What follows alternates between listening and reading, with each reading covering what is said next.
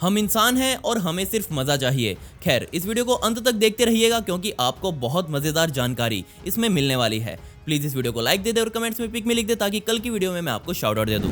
हमारी सबसे पहली खोज के बारे में दिक्कत ये थी कि पूरी दुनिया इसे लेकर लड़ रही थी। कोई कहता है कि ये बहुत पुराना है और कोई ये मानने को तैयार नहीं है। जी हाँ, ब्रिटिश कोलंबिया कनाडा के बीच में कुछ पहाड़ खड़े हैं जहाँ पर इंसानों का चेहरा पहाड़ों में छिपा हुआ है।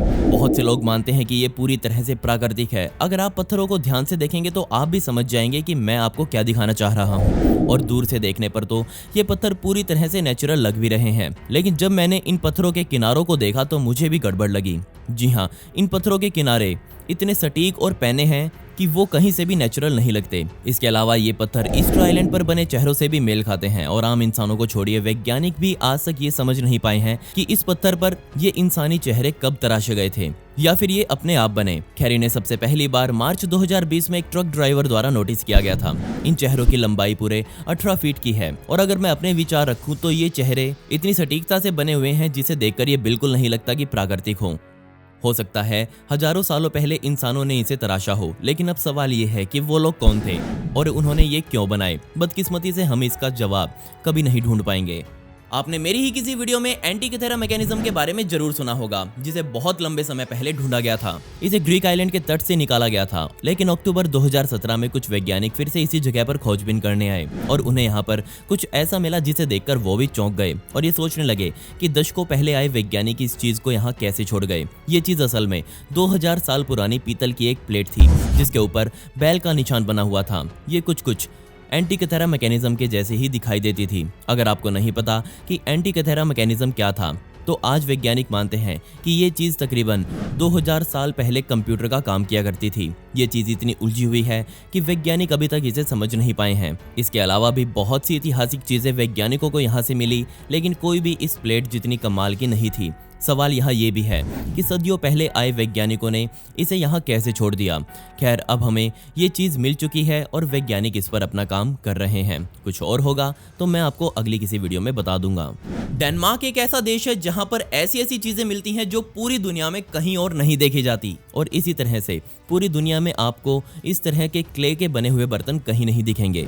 डेनमार्क में रहने वाले पूर्वज अपने बर्तनों में भी इंसानों का चेहरा बनाना पसंद करते थे, जिसे आप अभी देख ही सकते हैं। क्या ये सच में इंसानी चेहरा था या फिर कुछ और? वैज्ञानिक इन्हें बंसो स्टाइल का नाम आज दे चुके हैं और इन्हें तकरीबन 5000 सालों पहले बनाया गया था। कुछ लोग ये भी मानते हैं कि इन बर्तनों पर बना चेहरा उस समय के लोगों के भगवान का था।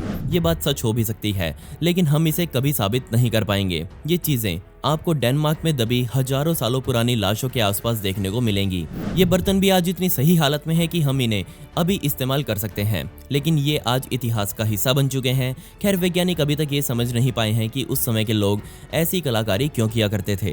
अबू धाबी में बनी हिली 2 नाम की ये जगह पूरी दुनिया के वैज्ञानिकों के लिए बहुत अहम है और आप इसकी अहमियत यहीं से समझ सकते हैं कि यूनेस्को ने इसे एक वर्ल्ड हेरिटेज साइट घोषित किया हुआ है। अब ये इतनी जरूरी है तो जाहिर सी बात है कि इस जगह की एक इंच को बहुत ध्यान से बाहर निकाला जाएगा।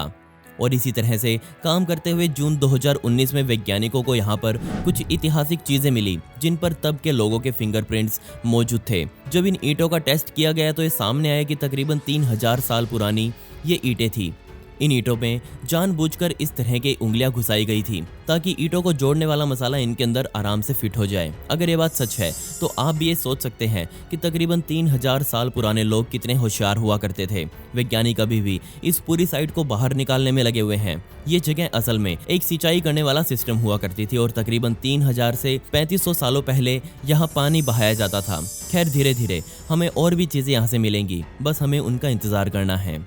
आपने मेरी कई वीडियोस में पत्थर पर लिखी गई कोड भाषाओं के बारे में जरूर देखा होगा, और ऐसा ही एक और पत्थर जिसके ऊपर कोड भाषा लिखी हुई है वो मुझे बेलोज फॉल्स पर पड़ा हुआ मिला। कमाल की बात यह है कि ये निशान 2 अलग अलग ग्रुप्स में बनाए गए हैं और ये बिल्कुल एक जैसे दिखाई देते हैं। इन सभी के चेहरे बहुत अजीब रूप से एलियन जैसे दिखाई देते हैं। वहीं दूसरे ग्रुप का मुंह बहुत फूला हुआ है। इनके चेहरे थोड़े उदास दिखाई दे रहे हैं, लेकिन वैज्ञानिकों को यहाँ ये बात समझ नहीं आई कि बहुत से चेहरों के ऊपर सींग क्यों बनाए गए हैं।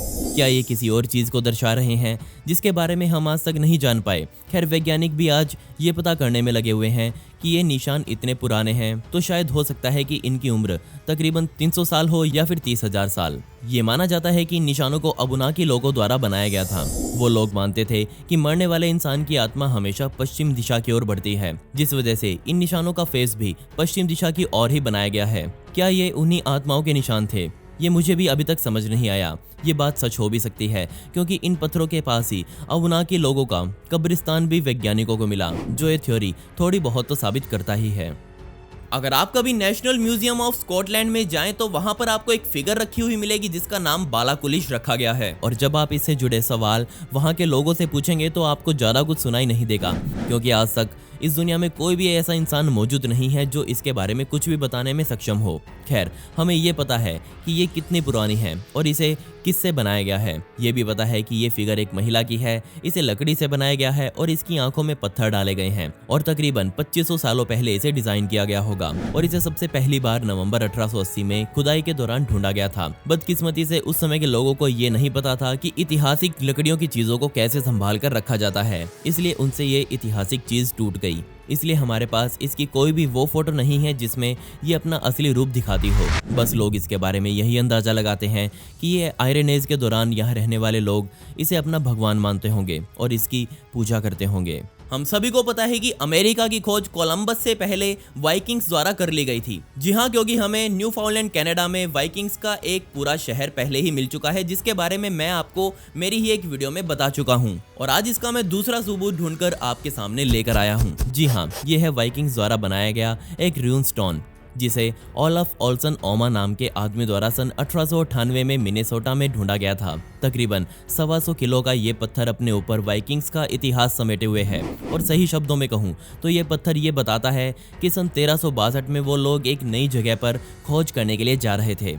आज इस पत्थर को हम केंसिंगटन रूनस्टोन के नाम से जानते हैं और पिछले कई दशकों में इसे सैकड़ों वैज्ञानिकों द्वारा पढ़ा और समझा जा चुका है, लेकिन आज तक कोई भी ये नहीं बता पाया कि ये पत्थर असली है या नकली। खैर, मिनेसोटा में रहने वाले लोग ये मानते हैं कि ये पत्थर बिल्कुल असली है, वहीं कुछ लोग इसे नकली भी बोल रहे हैं क्योंकि मार्केट में आज इस पत्थर की कई डुप्लीकेट कॉपीज भी आ चुकी हैं और आप असली और नकली को देखकर कभी फर्क बता ही नहीं पाएंगे कि कौन सा असली है। खैर, मिनेसोटा के अलेक्जेंड्रिया को आज हम अमेरिका का जन्म स्थान भी मानते हैं और अगर ये सब सच है तो ये बात भी पक्का है कि अमेरिका एक समय पर वाइकिंग नेशन हुआ करती थी।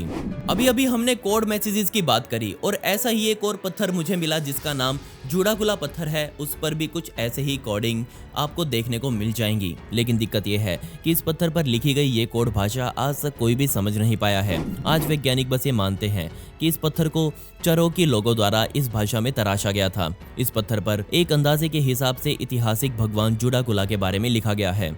ना सिर्फ उनके बारे में लिखा गया है बल्कि उनके हाथों के निशान भी इस पत्थर पर मौजूद हैं। लेकिन यहाँ एक बात नोटिस करने वाली यह है कि इस पत्थर पर मौजूद हाथों के निशानों में 5 उंगलियों की बजाय 7 उंगलियां बनाई गई हैं। इसके अलावा इस पत्थर के पास ही कुछ टूल्स भी बरामद हुए जो तकरीबन 5000 साल पुराने थे। बदकिस्मती से आज यहाँ अपरदन की समस्या इतनी ज्यादा हो रही है जिससे इस पत्थर को भी बहुत नुकसान होता जा रहा है। खैर, पिछली वीडियो का शाउट आउट अमन राणा को and comment pick me to get a shout out in next video.